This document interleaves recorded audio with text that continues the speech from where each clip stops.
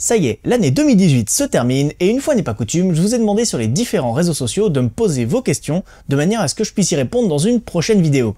Bienvenue donc dans cette FAQ 2018.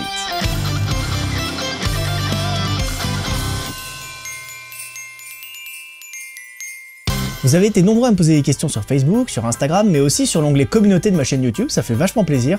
J'ai donc fait une petite sélection, et contrairement à la FAQ de l'année dernière que j'avais enregistrée à 2 h du matin, je vais essayer cette fois-ci d'être un peu plus concis et dynamique. On commence avec les commentaires YouTube et une véritable salve de questions par la chaîne VFX France. Première question, quelle lumière pour moins de 100 €? Eh bien désolé VFX France de te dire ça, mais pour moins de 100 € tu trouveras pas de bonne lumière, donc je te conseille tout simplement d'attendre, de mettre un peu plus d'argent de côté pour commencer à atteindre l'entrée de gamme des lumières on va dire correctes, qui est donc Aputure avec des petits projecteurs qui vont commencer on va dire aux alentours de 200 jusqu'à 400 € pour les kits de panneaux LED qu'on a utilisés notamment sur Warren Flamel et qui sont très bien, c'est des très bons rapports qualité-prix. Deuxième question de VFX France, pourquoi ne pas passer à DaVinci Resolve étant donné la stabilité de Premiere Pro? Alors pour ça, je tiens à vous dire, il y a beaucoup de youtubeurs dernièrement qui se plaignent de problèmes de stabilité sur Premiere Pro. Moi c'est tout l'inverse en fait. Dernièrement je suis passé il y a quelques mois sur un SSD, faut savoir qu'avant j'avais uniquement comme disque dur de travail un disque dur en 5600 tours minutes, enfin un disque dur standard quoi, et effectivement j'avais plein de problèmes, Premiere Pro arrêtait pas de planter, c'était véritablement l'enfer. C'est en grande partie pour ça que la post-prod de Warren Flamel a traîné des pattes, c'est que ouvrir un projet aussi gros qui plante au bout de 5 minutes alors qu'il avait 15 minutes à s'ouvrir, c'était l'enfer. Dernièrement je suis passé sur un SSD, et j'ai redécouvert Premiere Pro, il est rapide, il est réactif, il ne plante plus, c'est un vrai bonheur. Après il faut bien se dire aussi que moi je fais mes montages en 8 bits, parce que j'estime que le 10 bits, vu la compression derrière qu'il y a sur YouTube, même si YouTube prend en charge le 10 bits, je trouve ça vraiment débile de prendre autant de place dans ces fichiers pour une compression finale qui va être vraiment atroce. Donc je tourne en 8 bits, et je dois avouer que en 8 bits sur Premiere Pro, je n'ai vraiment plus aucun problème, et ce maintenant depuis 2-3 mois, depuis que je suis passé en SSD. Donc je pense que la plupart des gens qui critiquent Premiere Pro étaient dans la situation dans laquelle j'étais avant, c'est-à-dire qu'ils n'ont pas un disque dur de travail en SSD, ils peuvent avoir leur système, ils peuvent avoir Adobe d'installer sur un SSD. Si vos rushs ne sont pas sur un disque dur SSD, Premiere Pro est vraiment plus lent et beaucoup plus sensible au crash. Passez tout en SSD, vous allez voir, vous allez redécouvrir le montage. Troisième question de VFX France, pourquoi ne pas faire les VFX sur Fusion, qui est donc le logiciel de Blackmagic, qui est gratuit et qui dispose de fonctionnalités plus avancées que After Effects. Alors ça, fonctionnalités plus avancées, entre gros guillemets, hein, parce que je suis pas forcément sûr qu'on fasse beaucoup plus de choses sur Fusion, étant donné qu'il est différent, il ne fonctionne pas en système de calque, c'est plus proche de Nuke, Fusion pour le coup. Et bien tout simplement parce que je ne connais pas Fusion, j'ai pas le temps aujourd'hui d'apprendre un nouveau logiciel, je connais en revanche assez bien After Effects, et surtout, comme je l'ai dit dans mes 10 conseils pour jeunes réalisateurs, ne vous embarquez pas dans un projet si jamais vous n'êtes pas sûr de pouvoir l'amener jusqu'au bout en termes de VFX. En l'occurrence, moi je connais After Effects, je sais ce que je peux faire sur After Effects, donc je sais que quand je me lance dans un projet avec des plans à effets spéciaux, je pourrais les terminer sur After Effects. Mais c'est pas exclu qu'un jour je m'initie à Fusion, peut-être. Mais en tout cas c'est pas prévu pour l'instant. Deuxième page. Encore une question de VFX France, habituez-vous, il y en a un petit paquet. Hein. Pourquoi faire de la compo sur After Effects et pas sur Nuke? Et bah exactement pareil que la question précédente en fait, c'est parce que je connais After Effects, j'ai essayé Nuke quand j'étais à Artefix à Montpellier, on a eu des cours d'initiation à Nuke, j'ai pas du tout accroché. Je sais que tous mes potes qui sont du coup restés à Artefix me disent que Nuke c'est la vie et que After Effects c'est pour les bébés, comme on disait, mais je suis un bébé et je le reconnais. Encore une question de VFX France, que penses-tu de la nouvelle Pocket? Alors je pense que tu parles de la Blackmagic Pocket et pas de l'Osmo Pocket. Pour être tout à fait clair avec toi et avec vous, je n'aime pas Blackmagic, c'est absolument pas une marque que j'affectionne, parce que le fait de vendre leur caméra un peu en kit, en mode puzzle, pour casser les prix, c'est pas du tout ma mentalité. Comme vous le savez, moi je tourne avec une C100 Mark II, c'est une caméra qui est sensiblement plus chère que la moyenne pour ce qu'elle propose sur le papier, mais c'est une caméra tout en un. Et du matériel très fiable, enfin j'aime vraiment beaucoup les caméras cinéma de Canon, vous le savez maintenant si vous me suivez un petit peu sur cette chaîne, et j'aime pas trop Blackmagic parce que je trouve leur interface est vraiment dégueulasse, leurs caméras sont vraiment en kit, à part les Ursa, et encore les Ursa il faut toujours rajouter des petits accessoires pour qu'elles soient vraiment au maximum de leur potentiel, donc J'aime pas vraiment. Franchement, c'est pas ma cam, hein, pour le coup. Mais j'ai des amis qui utilisent Blackmagic et je sais qu'il y a des gens qui sont tout à fait en phase avec cette marque. Donc, j'ai pas vraiment d'avis sur la Pocket. J'ai pas pu mettre la main dessus. Je cherche pas spécialement à mettre la main dessus. Mais le jour où j'aurai peut-être l'occasion de l'essayer, je vous ferai un retour à ce moment-là dans mes stories Instagram certainement. Encore une question de VFX France, comment faire une prise de son dans une voiture? Alors je vais te renvoyer au making of de Evil Night, tu as quelques plans où on voit Benoît, donc notre ingé son qui est en train d'installer le son pour les prises de son dans la voiture. En gros, il a mis un micro canon entre les deux comédiens, parce que quand les comédiens tournent leur tête, ils se parlaient l'un à l'autre, donc en mettant le micro entre les deux, il avait plus ou moins un son de perche correct, mais il a surtout mis 2 HF, donc un à chaque comédien, qui lui permettait du coup d'avoir une voix bien présente sur les HF, et il complétait ça ensuite avec la perche pour rajouter un petit peu de présence, un petit peu de résonance, pour spatialiser un petit peu leur voix. Il y a plein de manières de sonoriser une voiture, notamment en accrochant des micro-cravates au plafond aussi, on avait vu ça en cours. Enfin, il y a plein de manières, il y a vraiment plein de manières, mais la manière la plus simple, ça reste encore un HF par personne et une perche. Et si jamais tu n'as pas de HF, à ce moment-là, juste une perche au niveau du levier de vitesse qui va pouvoir s'orienter vite fait vers l'un ou l'autre des personnages. Dernière question de VFX France et après on passe aux autres. Comment faire un bon éclairage quand on tourne dans une voiture? Parce que pareil, pour Evil Night, on a tourné pas mal de scènes en voiture. Comment faire un bon éclairage? Et bien là encore, je vais te renvoyer vers une autre vidéo, mais pas à moi pour le coup. Je vais te renvoyer vers une vidéo de Film Riot, qui est une chaîne américaine excellente. Je vous la recommande vraiment si vous n'êtes pas déjà abonné à leur chaîne, d'aller vous abonner tout de suite. C'est des mecs incroyables, ils ont monté leur boîte maintenant, c'est une famille en fait, une fratrie, qui fait des vidéos, ils font 2 ou 3 vidéos par semaine je crois, toujours orientés vers les tournages, la vidéo et beaucoup d'équipements. Et ils avaient fait un tutoriel il y a quelques années sur comment éclairer une scène de nuit dans une voiture. Et leur vidéo était tellement bien qu'en vrai, je vais pas te cacher, je me suis énormément inspiré de ce qu'ils mettent dans leur tuto pour éclairer les scènes de Evil Night. Je vous mets le lien dans la description, si j'y pense. Voilà, c'est tout pour les questions de VFX France, maintenant on va passer aux questions des autres abonnés. JB Productions me demande quelle caméra conseilles-tu pour de l'événementiel, festival de sport, cinéma, festival de musique, etc. Eh bien, si tu me connais un petit peu et si tu suis un peu cette chaîne, tu sais très bien que je vais te recommander en premier lieu la C100 Mark II et la C200 de chez Canon, selon que si jamais tu veux de la Full HD ou de la 4K.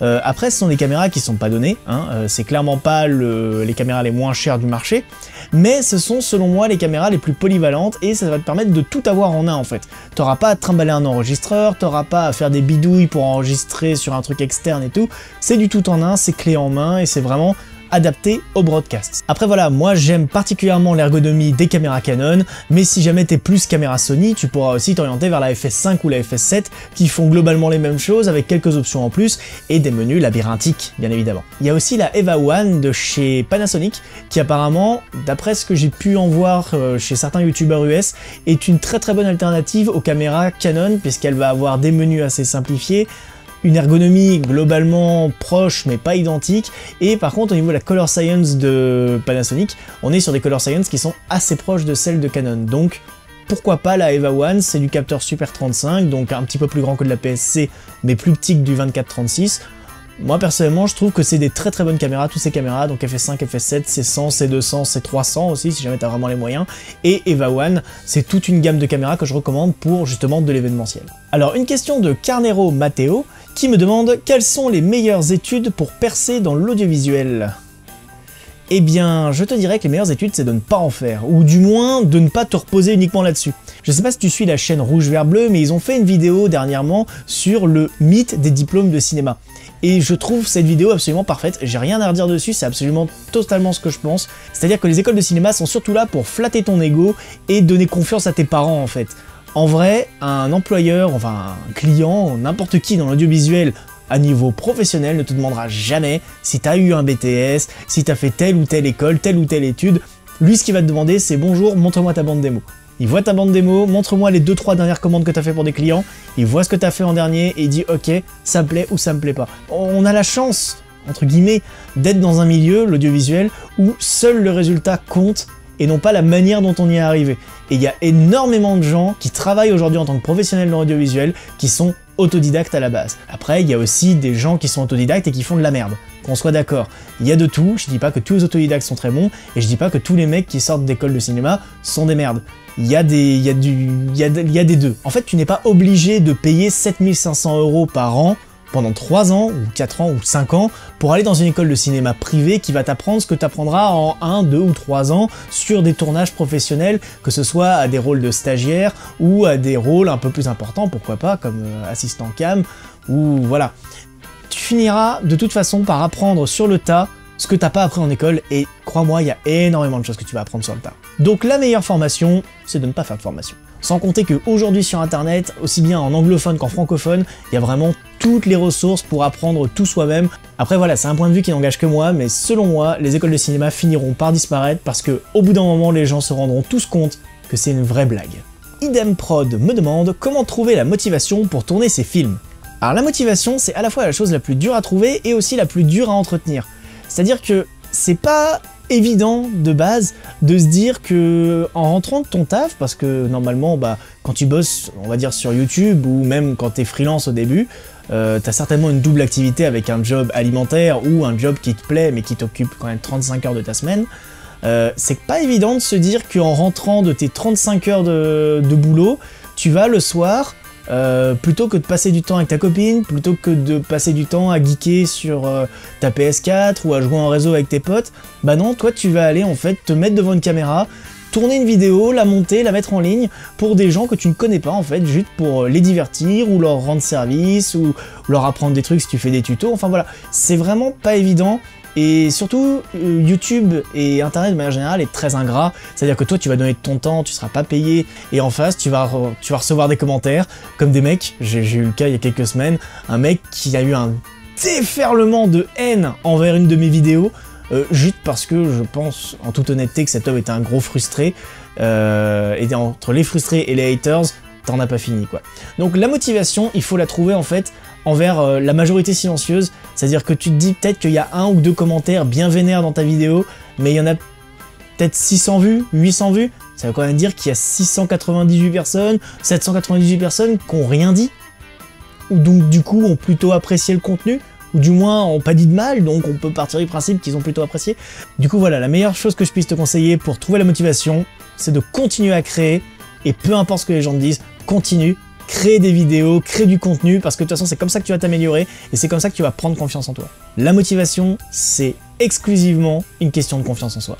Et ça peut paraître bête, mais cette année j'ai aussi été beaucoup remotivé en regardant le contenu d'autres personnes sur YouTube. Mais pas de personnes qui travaillent dans la vidéo, parce que il y a toujours ce problème en fait quand tu regardes des gens qui travaillent dans le même domaine que toi, c'est que tu vas indirectement, qu'on le veuille ou non, et les personnes qui te diront que non ils le font jamais, bonjour chat. Les personnes qui disent qu'ils le font jamais, elles sont de mauvaise foi, tu vas forcément te comparer à ces personnes et ça va pas dégager quelque chose de sain en fait. Le mieux c'est de regarder des chaînes de contenu en fait qui sont pas du tout dans ton domaine. Et moi en l'occurrence j'ai regardé beaucoup de chaînes de bricolage. Il faut savoir qu'en France on a une énorme communauté de makers, donc d'artisans qui font des chaînes YouTube. Et si tu te dis que ce mec qui est artisan, qui doit certainement pas compter ses heures, lui les 35 heures il en est très loin, hein. Je pense qu'il y en a beaucoup plus, il trouve le temps de prendre sa caméra, de la mettre dans son atelier, de te monter une vidéo de 30-40 minutes sur un de ses projets, ou même beaucoup plus court des fois, hein. Dans la bonne humeur, en te partageant sa passion, c'est des mecs qui vraiment comptent pas leurs heures, ça remotive à mort. D'ailleurs si jamais vous voulez, je vous balance 2 petites chaînes comme ça, hein, mes 2 favorites, Olivier Verdier et LJVS, donc Laurent Jacquet Vidéo Show, hein. 2 ambiances totalement différentes, hein, une ambiance très feutrée, très professionnelle, on se permet pas trop, et LJVS pour le coup là c'est beaucoup plus déconnant, voilà, beaucoup plus familial, mais c'est 2 mecs dans tous les cas qui partagent leur passion, et moi personnellement à chaque fois que je vois leurs vidéos, je me dis waouh, putain, ça donne envie de continuer et de faire la même chose à mon niveau avec mes vidéos justement. Alors, une question de Magie Rapide. Magie Rapide qui me demande, est-ce que ça te dirait de lancer un jour une autre série de reviews, la série pas cher, avec des produits pas cher, pour ceux qui n'ont pas forcément le budget de se payer du matos très cher.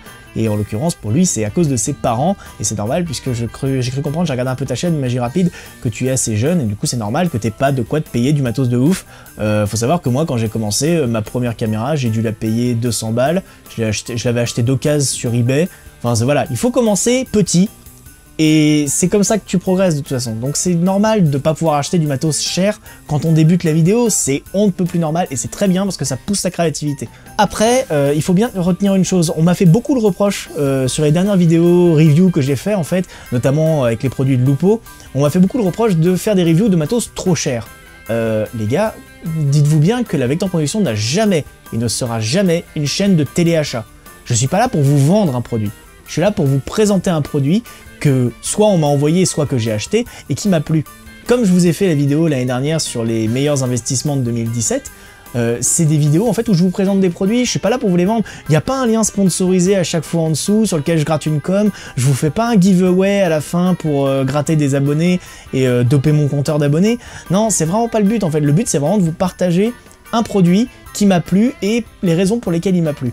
Je regarde personnellement beaucoup de vidéos de youtubeurs US qui présentent des produits que je pourrais jamais m'acheter. Des LED à 1000, 1200 euros, 2000 euros, même des mecs qui présentent des raids, jamais je m'achèterais une raid. Et pour autant, je dois me tenir informé de ces produits parce que, travaillant dans le milieu, je dois être informé de tout ce qui se fait, de toutes les nouveautés, et ça, même si jamais je ne peux pas me les acheter. Et si jamais vous ne pouvez pas acheter, je vous rappelle qu'il existe toujours la location, avec des loueurs par exemple comme SOS Ciné, petit coucou à Albert, SOS Ciné qui vous permettra par exemple de louer du matériel vidéo professionnel pour pas trop cher. Alors oui, il y a un petit budget quand même à débloquer, il faut mettre un peu d'argent de côté avant pour louer une caméra ou quelques lumières pendant un week-end ou une semaine, mais ça peut vous permettre comme ça de vous familiariser avec le matos avant de l'acheter un peu plus tard, pourquoi pas. Et de toute façon, faire des reviews de LED Made in China qu'on a vu absolument partout et qui vous lâcheront au bout de 2 mois parce que vous les avez payés que 50 balles, moi je me sentirais pas à l'aise de vous faire une review de ce matos là et de vous le conseiller parce que en fait j'aurais l'impression tout simplement de vous mentir. Le matos vraiment pas cher n'est vraiment pas de bonne qualité. Si jamais la plus petite LED chez Aputure coûte 50 euros, ça veut dire qu'ils peuvent vraiment pas faire moins en fait. Les constructeurs au bout d'un moment faut quand même qu'ils fassent de la marge quoi. Si jamais le produit ils vous le vendent 10 balles, ça veut dire que eux ça leur coûte à peine 2 balles à construire. Donc si jamais ça leur coûte 2 balles, ça veut dire que c'est de la daube. Autre question de Idem Prod, as-tu d'autres projets aussi grands et ambitieux que Warren Flamel? Alors, déjà, terminer Warren Flamel d'abord, hein, avant de lancer les autres projets. Mais oui, j'ai d'autres idées de projets, hein, j'ai plein d'idées de scénarios que j'ai commencé à écrire à droite à gauche et que je compte réaliser dans les prochaines années.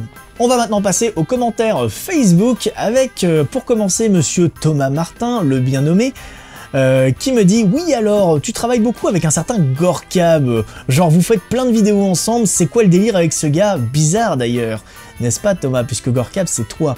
Donc Thomas, alias Gorkab, qui gère la chaîne CGM, sur laquelle il parle des origines des effets spéciaux en images de synthèse au cinéma. Et c'est vraiment hyper impressionnant parce que c'est quelque chose en fait qu'on pense être relativement récent, l'image de synthèse. Je pense que si jamais on faisait un petit sondage, la plupart des gens se tromperaient peut-être de 10 ou 20 ans quant aux premières images de synthèse en fait. C'est vraiment une technologie qui remonte à beaucoup plus loin que ce qu'on pense, notamment avec des effets analogiques, etc. Et Gorkab, justement, dans son émission CGM, retrace de la création jusqu'à aujourd'hui toute l'histoire des images de synthèse. Et il y a un travail documentaire de malade. Ce mec n'a que 15 000 abonnés, il me semble, Thomas, et il en mérite beaucoup plus. Donc si jamais c'est pas déjà fait, je vous mets le lien dans la description, la chaîne CGM, allez y jeter un œil, et comme je suis quasiment sûr que ça vous plaira, n'hésitez pas à vous abonner. Ce mec le mérite, il fait une vidéo par mois, lui, hein, il est un peu moins productif que je l'ai été cette année, mais c'est toujours des vidéos de qualité, toujours avec du contenu intéressant, et vous allez franchement apprendre des choses grâce à sa chaîne, donc foncez. Et en fait, depuis 2017 à peu près, on tourne des vidéos ensemble, que ce soit du coup des interviews pour sa chaîne, ou des parties un peu plus fiction, comme c'est le cas dernièrement. Et du coup, notamment la fiction de la vidéo qui sort ce mois-ci, il y a une partie fiction qu'on a tournée ensemble, donc pareil, abonnez-vous à sa chaîne. Et donc du coup, ouais, on met en commun nos compétences en fait. Moi pour mes compétences de cadreur, chef opérateur et tout ça, et lui du coup pour tout ce qui va être écriture, mise en scène et compagnie, et on regroupe tout ça pour faire du coup des vidéos de qualité sur sa chaîne, sachant que je ne participe pas non plus à toutes ces vidéos, mais une grande partie. Seconde question de Anthony Corvizard qui me demande « As-tu toujours un projet de film Jurassic Park ? Et aurais-tu l'idée d'envisager une suite à l'un de tes premiers films comme Outbreak Point ?» Alors, faut savoir que Anthony, du coup, il a déjà fait une suite à un de mes tout premiers courts-métrages, donc Outbreak Point.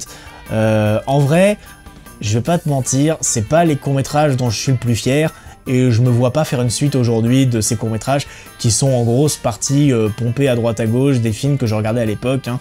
Mais c'est en recopiant qu'on apprend aussi, donc je regrette pas de les avoir faits, mais je ferai pas de suite normalement à ça. En revanche, un projet de fan-film Jurassic Park, c'est vrai que ça fait quelques années que j'en parle, et avant même que la franchise se relance avec cette daube qu'est Jurassic World, mais vous en doutez bien, du coup, devant ma déception pour cette suite infâme qu'est Jurassic World, j'ai d'autant plus envie aujourd'hui de faire un fan-film de qualité sur l'univers de Jurassic Park, donc un jour, pourquoi pas, mais pas tout de suite en tout cas, parce que c'est un petit peu comme le projet qu'on a avec Nicolas, donc qui joue Warren. On a un projet lointain de faire un fan-film sur Doctor Who. C'est vraiment des projets sur lesquels en fait on veut pouvoir faire de l'image de synthèse bien évidemment, mais aussi beaucoup d'effets pratiques grâce à nos amis d'Imagivienne entre autres. Et ça c'est des projets qui nécessitent beaucoup de sous-sous, hein, et des sous-sous aujourd'hui il n'y en a pas. Donc le jour où il y aura des sous-sous, et il y aura du temps surtout, je ferai certainement un projet d'envergure sur un fan-film Jurassic Park ou un fan-film Doctor Who, ou les deux. Pourquoi pas? Valentin Debeuf me demande, salut Valentin, si tu devais refaire un de tes projets de cette année, lequel ferais-tu et pourquoi? De cette année, je pense pas que je referai un projet, je suis globalement assez satisfait de tous les projets qu'on a fait cette année, que ce soit mes projets perso ou les collabs qu'on a fait, notamment avec Joueur du Grenier, ou avec Gorkab, ou avec Vesper aussi, sur les chroniques de Vesper, enfin, je suis globalement assez satisfait des collabs qu'on a pu faire. Par contre, en vrai, s'il y a un projet que j'aimerais reprendre de A à Z, ce serait Warren Flemel. J'aimerais vraiment, je le dis à tout le monde, hein, tous ceux qui me fréquentent dans la sphère privée, si jamais aujourd'hui je devais recommencer un truc depuis le début, ce serait l'épisode 3 de Warren, parce que on s'est tellement étalé dans le temps en fait, on a tellement progressé entre le premier et le dernier tournage, que vous le verrez peut-être pas quand vous verrez l'épisode, mais moi en tout cas il y a des passages où je me dis ah putain c'est moche, oh c'est moche. Oh, c'est tourné qu'avec 2 mandats et puis beaucoup de culot, c'est moche. Donc ouais, si jamais il y a un projet aujourd'hui que je devais recommencer, ce serait épisode 3 de Warren Flamel, mais je ne le recommencerai pas parce que c'est titanesque et que je veux en finir avec ce projet. Donc non. Alors, Tom Lag me demande « Quelles difficultés as-tu rencontrées en lançant ta boîte de prod et comment les as-tu surmontées ?» Alors, il faut savoir que je n'ai pas de boîte de prod, hein. La Vectan Production est une association. Loi 1901, donc un but non lucratif, et à côté, moi je travaille dans une boîte de location, mais en tant que salarié, hein, je suis pas gérant de la boîte ni quoi que ce soit. Donc je n'ai pas de boîte à moi. Après, c'est pas exclu bien évidemment que la Vectan Production devienne par la suite une boîte de prod, c'est même prévu dans les années à venir, ce sera le cas, la Vectan Production deviendra une boîte de prod. Mais pour l'instant, c'est juste une association, et la principale difficulté que j'ai, c'est de recruter des gens à, on va dire, à plein temps dessus, pour venir m'aider sur les projets. On va pas se mentir, il y a beaucoup de gens qui sont passés par l'assaut, qui n'y sont pas restés parce que le rythme des tournages, etc. est très intensif, et du coup j'arrive pas en fait à fédérer une équipe régulière autour des projets. Ça viendra certainement, peut-être même que cette année je passerai un appel à contribution sur les réseaux sociaux, si jamais vous êtes en Ile-de-France et que vous êtes intéressé pour participer et vous investir vraiment dans la Vectan Production et dans nos prochains tournages, vraiment n'hésitez pas à m'envoyer un MP sur la page Vectan Production sur Facebook, ou même sur un MP sur Instagram, hein, je réponds aussi. Et ça me ferait vraiment plaisir d'intégrer de nouvelles personnes dans l'équipe pour réussir à créer un noyau dur en fait qui serait là sur chaque projet. Alors Lila Freinet, bonjour ma chérie, me demande une vidéo test de l'Osmo Pocket de prévu. Alors il faut savoir que si jamais vous me suivez sur Instagram, j'ai reçu l'Osmo Pocket de la part de ma copine à Noël, et même si cette caméra en prend plein la gueule sur internet, j'ai vraiment vu des commentaires haineux envers cette caméra. Moi je la trouve vraiment ouf, franchement je la trouve vraiment géniale, et quand j'ai vu l'annonce j'étais en mode mais qu'est-ce que DJI vient de faire? Ils viennent de nous annoncer comme ça une gimbal à moins de 400 balles qui tient dans la main, qui fait des images quand même pas dégueu, même si comme d'habitude avec DJI et comme avec GoPro, on peut s'attendre à ce que les vidéos n'aient pas été tournées avec l'Osmo Pocket, les vidéos de démo du constructeur, c'est quasiment sûr quand on voit la dynamique, la plage dynamique des vidéos, c'est quasiment sûr qu'elles n'ont pas été tournées à l'Osmo Pocket. Fallait s'y attendre, hein. GoPro nous fait ça depuis des années, donc bon voilà. C'est marrant, hein. Toutes les vidéos d'avant la GoPro 7 étaient hyper stables, mais avec la GoPro 7, les vidéos des GoPro d'avant deviennent tremblantes. Pour ce que j'en attendais, c'est-à-dire pouvoir faire du vlogging et avoir une petite caméra stabilisée dans la main, c'est vraiment ce que j'en attendais. Donc je ferai certainement une vidéo dessus, mais pas tout de suite. Je vais attendre qu'il y ait quelques mises à jour dessus, que j'ai pu vraiment l'utiliser, le prendre en main. Je vous ferai peut-être une review 6 mois, 1 an après l'achat, donc vers juin ou à Noël de l'année prochaine. En tout cas, comme l'a dit Olivier Schmitt, et comme le disent plusieurs gros youtubeurs, c'est quasiment sûr qu'il y aura une deuxième version qui aura beaucoup plus de fonctionnalités. Mais voilà, ça dépend ce qu'on en cherche. La deuxième version sera de toute évidence, à mon avis, beaucoup plus chère que la première. Et enfin, on termine par les commentaires Instagram, parce qu'il y en a eu quand même quelques-uns sur ma story. J'ai un commentaire, alors par contre j'ai pas les noms des utilisateurs, c'est con, qui me demande des courts-métrages pour 2019 et une avancée pour le final de Warren Flamel. Et un autre commentaire qui me demande une autre web-série en prévision après celle de Warren Flamel. Bon boulot sur ta chaîne de tuto. Merci. Des courts-métrages pour le 2019, oui, il y en aura. Sur des petits courts-métrages à la Evil Night ou comme le projet Packard, il y en aura, c'est sûr. Après, des projets d'envergure comme une autre web-série, j'aimerais bien, mais je veux d'abord terminer Warren Flamel. Ça va être l'objet de la prochaine vidéo, vous verrez. Après, il faut pas perdre de vue que j'aime beaucoup le format web-série, hein, ce truc de récurrence, etc. J'aime beaucoup, mais c'est un format extrêmement chronophage.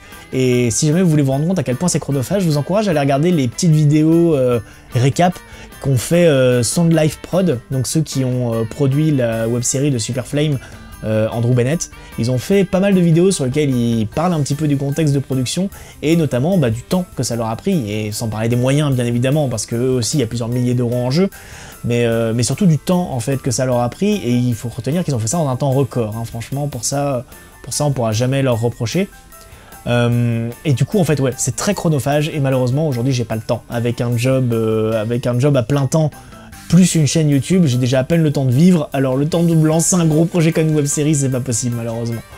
Mais ouais, une web-série, quand Warren Flamel sera terminé, j'aimerais vraiment me relancer dans une web-série, mais pas tout de suite, certainement pas pour 2019, peut-être pour 2020 et encore c'est pas sûr. Et la prochaine web-série que je ferai, j'ai déjà le thème, hein, je sais déjà sur quoi ça serait, hein, mais ça va nécessiter beaucoup de travail, et déjà Warren Flamel nous a pas mal mis sur les rotules pour trouver des décors badass. Là, ça va être encore pire. Faudra s'armer de patience, mais je pense que ça finira par arriver, c'est sûr. Donc voilà, c'est tout pour cette FAQ 2018. Bien évidemment, vous avez remarqué, je n'ai pas abordé le thème de Warren Flamel, parce que ça sera le centre de la prochaine vidéo qui sortira dans les prochains jours. Je sais pas quand exactement, là je vais la tourner à la suite, je sais pas quand je la publierai. Alors il y a de plus en plus de gens qui se posent la question, est-ce que le projet est mort? Tant que je vous le dis pas, le projet n'est pas mort, le projet suit son cours. Le projet est extrêmement lourd à gérer, et autant vous dire que avec les vidéos que je faisais toutes les semaines là depuis quelques mois, c'était pas gérable. C'est juste pas gérable en fait, j'avais à peine le temps de prendre du temps pour moi. Tous mes week-ends étaient soit pour des tournages, soit pour terminer, rusher mes vidéos. Donc clairement, là dans la configuration actuelle, je n'ai pas le temps d'avancer sur Warren Flamel, mais ça va changer en 2019. Warren Flamel sera le thème de la prochaine vidéo, donc ne vous inquiétez pas si jamais vous n'avez pas entendu parler dans cette vidéo, c'est normal, c'est voulu. Du coup, je tourne cette vidéo le 31 décembre, j'espère que j'aurai le temps de vous la publier avant le 1er janvier. Si jamais c'est pas le cas, bonne année à tous. Si jamais j'ai réussi à la publier avant le 1er janvier, bon réveillon. Et on se dit à la semaine prochaine, en 2019 du coup, pour une prochaine vidéo, bilan qui va donc retracer un petit peu toute cette année 2018 et donner aussi quelques infos sur ce qu'il faut attendre de l'année 2019. En tout cas, d'ici là, éclatez-vous ce soir au Nouvel An et n'oubliez pas de filmer, apprendre, progresser.